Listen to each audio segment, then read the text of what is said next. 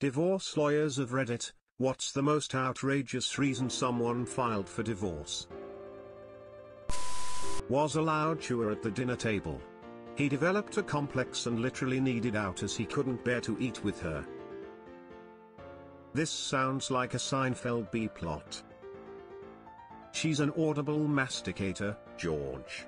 I can't handle it. I've been taking her for soft food, soup, noodles. Once I told her this breakfast place had the best oatmeal in town just so she wouldn't order the French toast. Taught the parakeet certain cuss words for his wife. Ha ha ha. The parrot lives with the man now. I worked for a law office where the owner would talk about the man who sued for divorce because his wife would no longer allow him to use a loaded gun as a marital aid.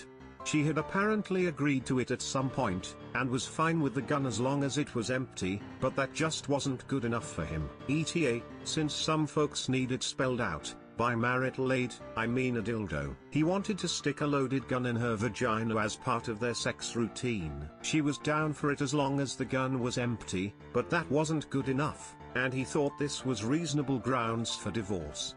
Also, I wasn't trying to be pretentious by saying marital aid. I just really didn't want to have to type out that he wanted to use a loaded gun as a dildo. But I guess nobody's leaving this thread happy today.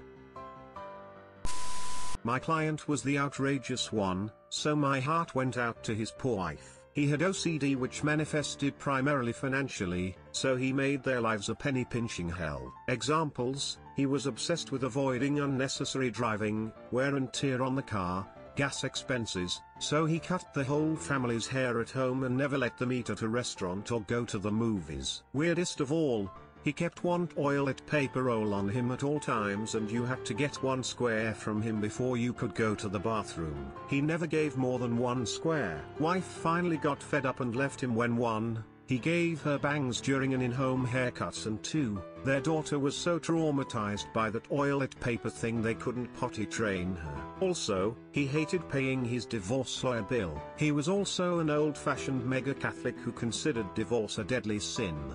He viewed my whole job as an unnecessary and sinful expense.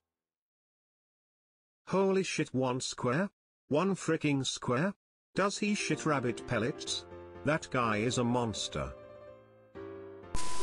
My dad was a divorce lawyer. He had a client who wanted to divorce her husband for 2 reasons. 1, he did not have enough hair on his chest. 2, he did not drive fast enough.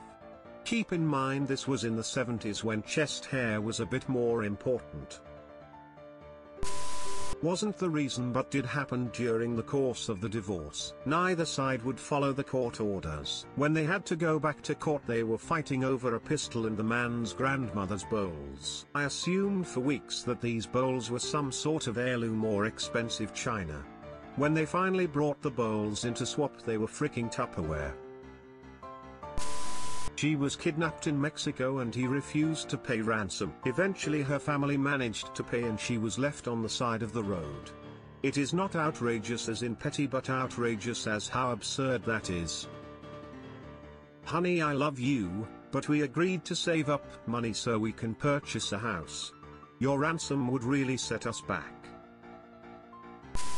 Colleague handled a case where money was not an issue but the kids were.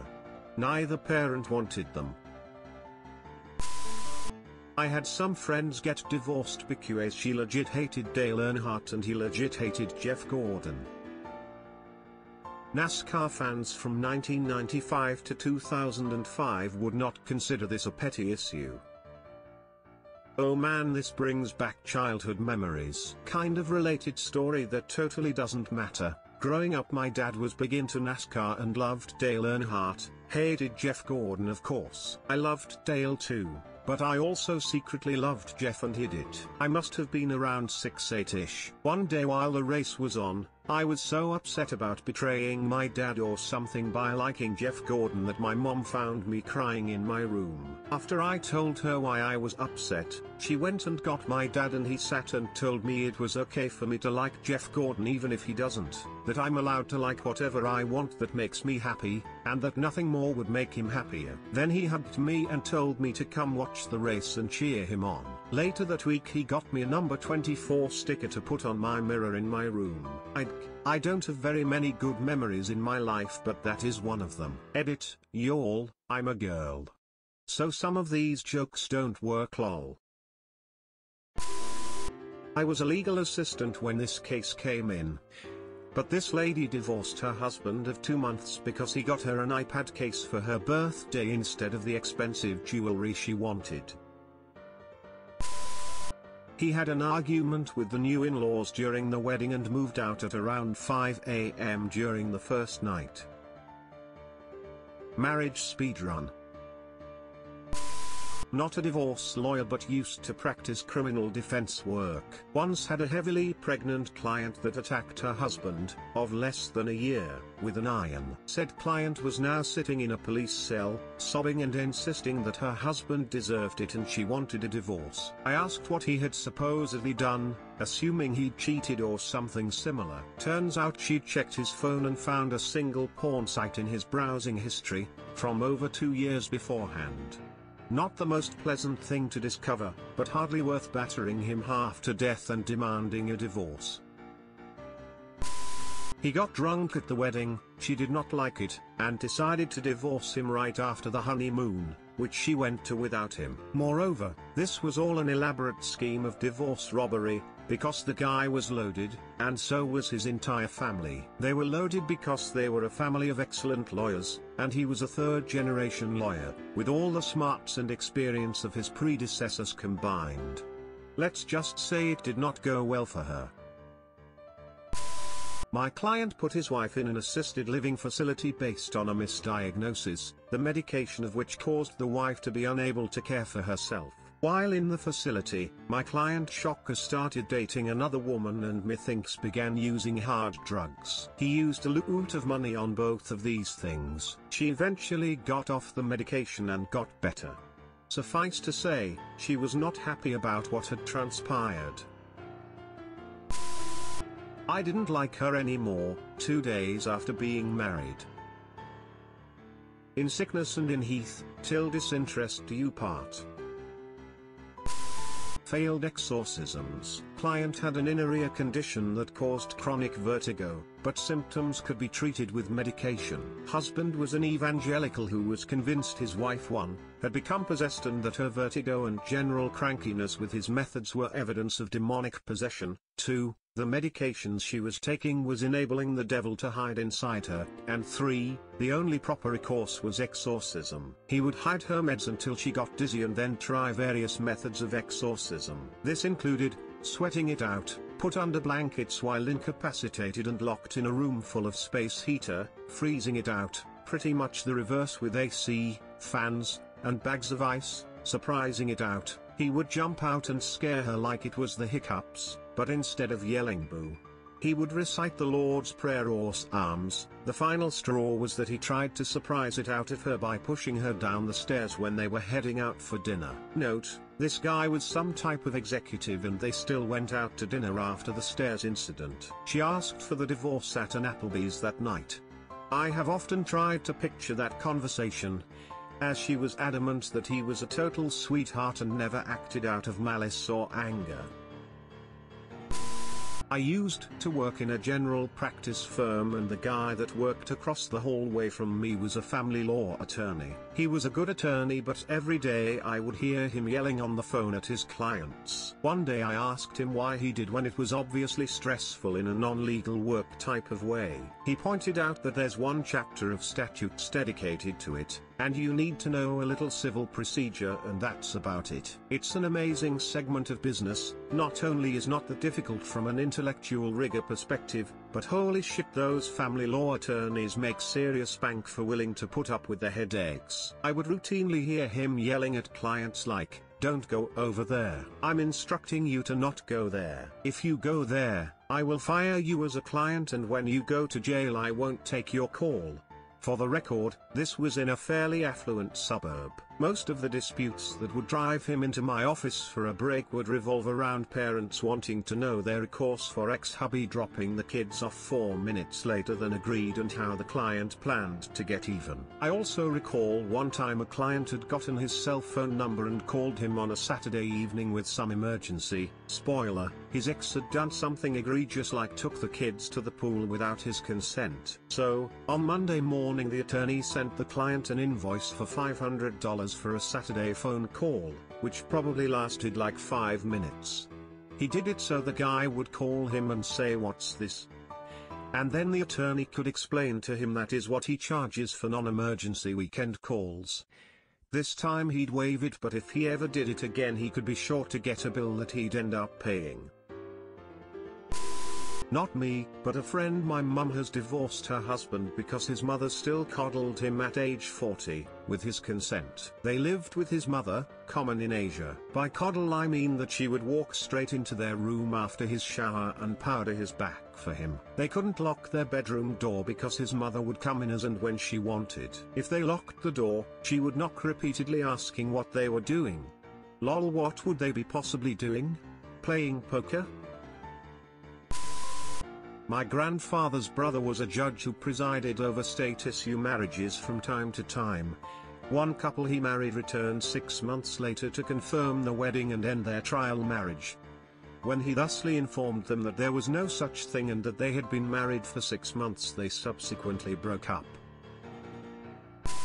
I knew a guy from a high school job who divorced his wife of 2 months because she would sleep with a nightlight, but he could only sleep in total darkness, as they apparently never lived together until after getting married. He hated her nightlight so much that he would often sleep on the couch instead, but sometimes he would claim the bed for himself and lock her out of the bedroom for the night. This was an eccentric late 40s man working at a Burger King who acted like all the other high school co-workers were his best chums, and often told us these weird stories.